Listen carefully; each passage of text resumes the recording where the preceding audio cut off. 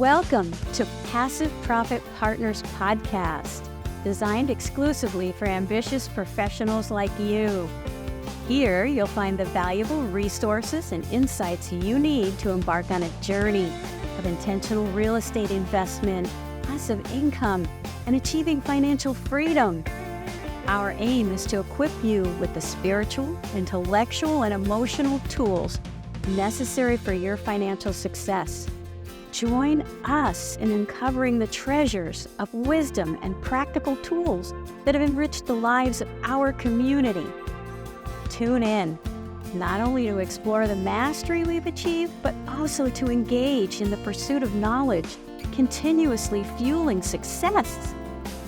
This is your invitation to discover the solutions you've been seeking to enhance your financial frequency and boost your income. We're here to empower you, your financial journey, and provide you with insights and guidance you need to reach your goals. Welcome, dear souls, to an uplifting episode of Passive Profit Partners. Today, we're going to discuss your beliefs about safety and security. Does it come from outside or does it come from within? What do you think? Are you a good steward of your money? Let's empower your financial journey now. I used to think that having a certain amount of money in the bank would insulate me from everything I didn't want to deal with in life. I have since learned that, and it sent me on a never-ending quest for the almighty dollar. But I've since learned that sense of security in self has to come from within. The feeling that I can handle any challenges that life may send me. There's no amount of money that can give you that. Well, I think that calm nervous system comes from a knowing inside of you who you are and how you are going to be in this life. Because if you don't have that sense of security within yourself, you can't get it from anything outside there. You'll earn a money and then it won't be enough. You'll need more and you'll need more. And because money does give you a sense of power. You can buy things, you can do things, and it creates options. But once you get to that space, you realize you only can buy so much stuff. You don't need any more stuff. Money cannot buy happiness. If you're an unhappy person, if you get money, you might be able to make a lot of money, but you're still going to be that unhappy, miserable person. And you can be the poorest person on the block and be happy sitting on a dirt floor watching TV.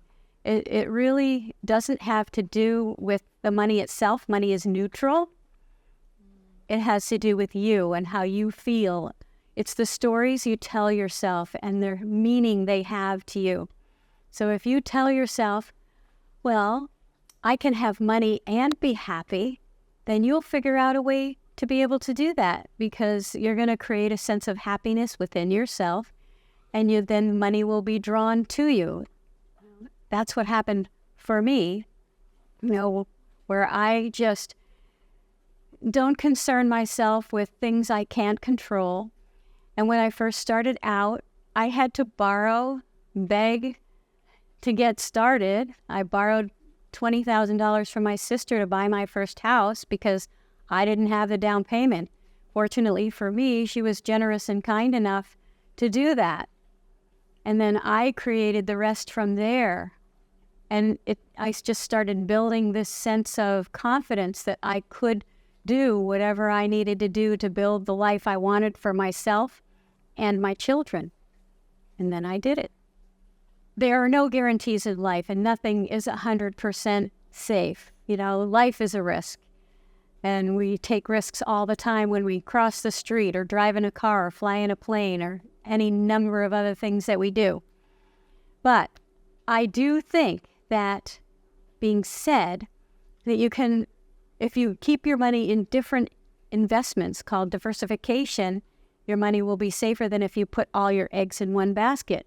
If all you do is buy a home and live in it, then all your equities in that home, if something happens to the home, if burns down, then that's going to affect your life in a great way. Whereas if you are able to buy a home and make a savings account and create a little stock account and a retirement account and different accounts, that's the beginning of diversification.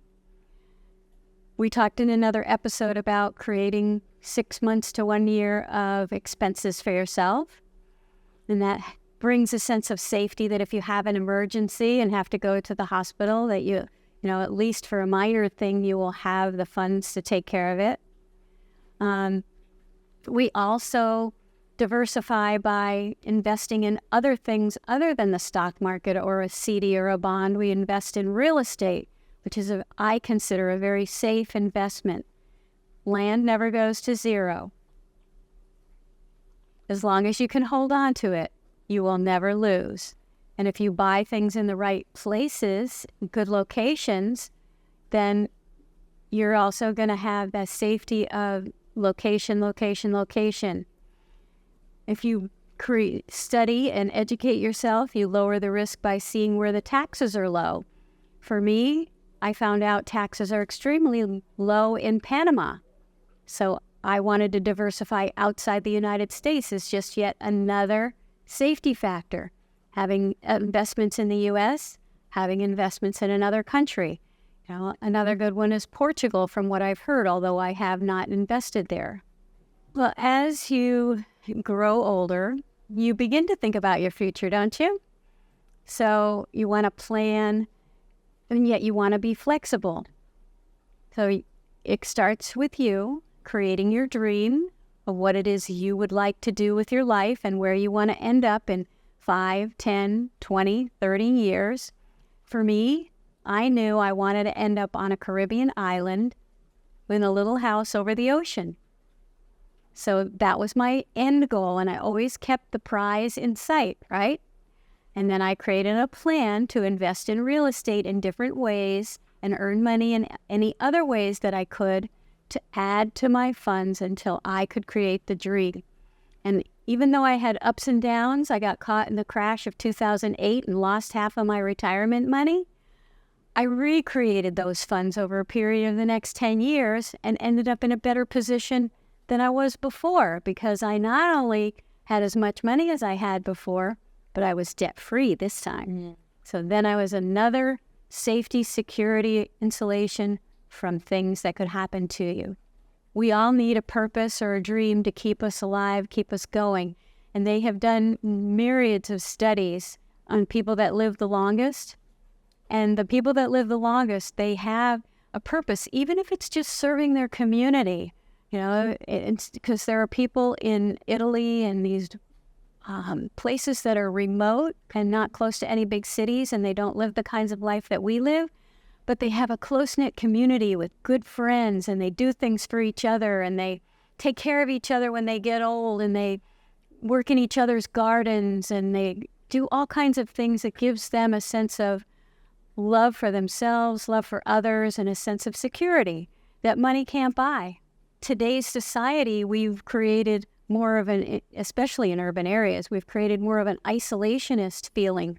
People, you live in an apartment building and you barely know your neighbors. You don't do anything with them. You don't hang out with them. You might not even want to know them, as opposed to choosing a community where you like the people and you want to make friends with them and you want to hang out with them, so that there's this feeling of belonging. When people feel like they belong to something, it creates a sense of self, and then they can easier create their own purpose, whatever that might be. Maybe somebody makes shoes and sells the shoes for a living. Doesn't matter. Your dream is your dream. Your purpose is your purpose. It can be simple. It can be huge. You know, one of the ladies I work with, she wants to build $100 million company. That's terrific. That's her dream, and she's doing it. She created a strategy, and step by step, she does that strategy, and she keeps her eyes on the prize, and she will get there. Okay, your future, and you're talking about retirement. I'm already retired. It doesn't mean I don't do anything. I still have a purpose. I still do my projects. I still do things that make me happy and make me feel loved and belong. However, if you are still working, you still have young children, and you're in a different space where you are working towards that retirement, you have to go back again to self and know what it is you want for that future. What kind of life do you want to have for that future? How much money you're going to need for that, because it's going to be different for everybody. And then make a plan to get there and put savings every week or every month towards that plan. When the pot gets big enough, you invest in something. Save, save, save, invest. And the investments continue to get larger as you build your dream. Does that make sense? Till 65 or 75. So when they retired, they didn't have very much time to spend in retirement. And now people are living to 100, and they need to find purpose for that next 30 years. And if we're staying healthy, then we're going to want to do something with that next 30 years. At least I do, and it's different for everyone. Early retirement would be retiring anytime before 65, because that's the kind of set date that society gives for you to stop working. And there are people who go about it different ways. Some people are extremely frugal, sacrificing certain things in their lives in order to retire early. I believe you should just make more money and not have to sacrifice the things that are important to you. Sacrifice a latte? Yes. Sacrifice, a bad habit like cigarettes? Yes. But sacrifice healthy food that I want to eat on my table? No. I want to spend as much money on that as I feel is good for me without having to sacrifice it. So you see the difference? We create. It's very important to remember that thoughts are things, and that every word that comes out of your mouth is like a spell. And that spell becomes reality. So pay attention to what comes out of your mouth, because you're creating your future with it. The minute you feel irritation, a little road rage when you're driving, instead of, maybe they're having a bad day, and blow it off, or if you get irritated at your coworker for not taking your feelings into consideration, you've not walked in their shoes. You don't know what they're going through or why they responded like that. And so take the higher road and respond. Choose your response instead of reacting to the outside stimulus. When you can master that, that's called mind mastery. And that's how we can keep that serene place inside of us amid any chaos in the world. People say they want to retire at those young ages, but you have a lot of energy at that age. And you're going to, people do retire at those ages. People that become millionaires at 30 or 40, they retire. And they find after a few years that they don't want to retire. And then they create something else. I was just talking to a friend the other day, and she sold her business after trying to sell it for 10 years, and she finally sold it. And then I saw her, and she says, I'm trying desperately not to start another business. She's bored. Yes. She hasn't found something else to keep her, what I call, her passion projects. And so you must find, if it's a hobby and you just want to get good at playing tennis because tennis keeps you healthy and creates longevity in your life, so be it. Spend 8 hours a day playing tennis. But you got to figure out what it is for you, and that's early retirement. It's not working. You don't have to work. Working is when you have to work at something you don't particularly like to do because you want the money to survive. Well, we don't want to focus on survival. That's scarcity. We don't want to focus on something that we don't like, because what you focus on grows. So if you don't like your job, change it. Do something else. There's always something else you can do, even if you need to learn a new skill to do it. You're never too old. That's what we call that certain contentment that you create. You have to start with where you're at right now. You can't start anywhere else. So if you're unhappy, okay, let's say, and I'm going to make this up, okay, let's say you're a young person and you're just starting out in your career and you wanted to be an architect. And then when you get in, you get a job as an architect, you find out that you didn't really like it. And that's not really what you wanted. That your father was an architect and convinced you to do what he did, and you really wanted to do something else. You really wanted to fly airplanes. And so do you stay being an architect for the next 30 years because it's safe and secure? Or do you figure out a way to become an airline pilot and get a job doing that, or even create your own plane? Now, when I was in the catering service, I loved cooking, and I loved cooking for other people, and I really enjoyed creating that food and that love for others. But it didn't allow me to be with my children.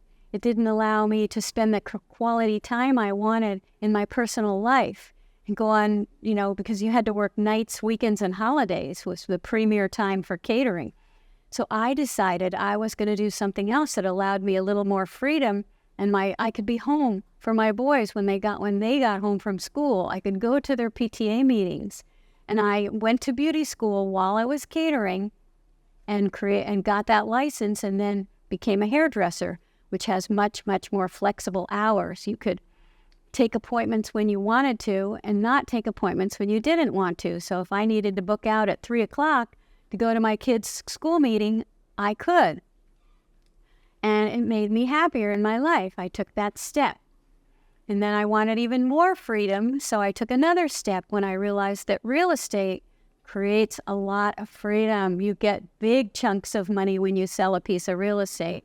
So I went from, while I owned the hair salons, I started investing in their little real estate on the side and built that empire a piece at a time. 1 house, 2 house. At one point, I had 5 rental houses in Boulder, Colorado. And I would flip them every 5 years to the bigger properties up to where we got 44 units in Denver. And then my sister and I decided, well, we wanted to go to Hawaii, so we sold the apartment building and we bought a vacation rental in Hawaii.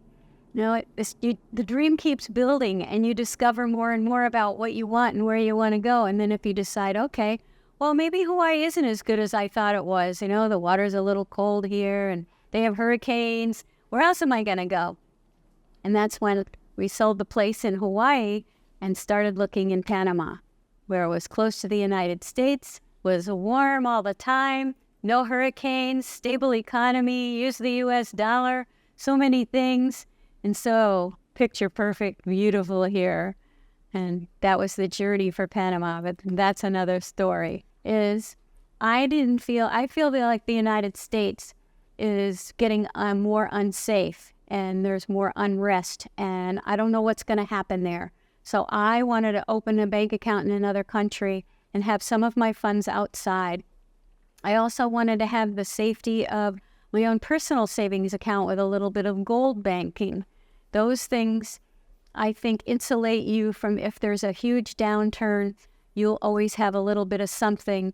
If the government in the U.S. decides to freeze their bank accounts because they're having issues, I have a little money in Panama that I can resort to. I have a little, a roll of quarters that I can spend if that happens. Now, I don't think that's going to get that bad. I don't think that's going to happen, but I want to be prepared because the world is in chaos right now. We're rebirthing a new era, and always as part of a rebirth is chaos, and a lot of things happen that aren't so nice, and that's happening right now. Global warming, running out of resources. We have to change from fossil fuels to clean energy. We're doing it, but we're not doing it fast enough. So you have to be prepared for those gaps that it's going to be challenging. Don't wait. Sit down and define your dream. Find out what it is you really want in your heart. And once you do that, make a plan to get it. If you don't know how to get it, get help. I would absolutely love to know how your journey is going and if there is any way that I can serve you. And don't forget to download the toolkit with my 2 favorite meditations for abundance. Passive Profit Partners is a private equity firm dedicated to building genuine wealth through purpose-driven real estate investments, delivering above-average returns for our investors while diversifying their portfolios. Our real estate investment projects create a positive ripple effect in the world, fostering fair employment, supporting entrepreneurs, and elevating community prosperity. Does this resonate with you? Answer that call by investing in one of PPP's projects. For more information, visit our website at www.passiveprofitpartners.com. And if this conversation has provided you with valuable insights, please don't hesitate to reach out. It would be an honor to connect with you and confirm that our message is making an impact. Subscribe and give us a like to stay updated with our latest developments.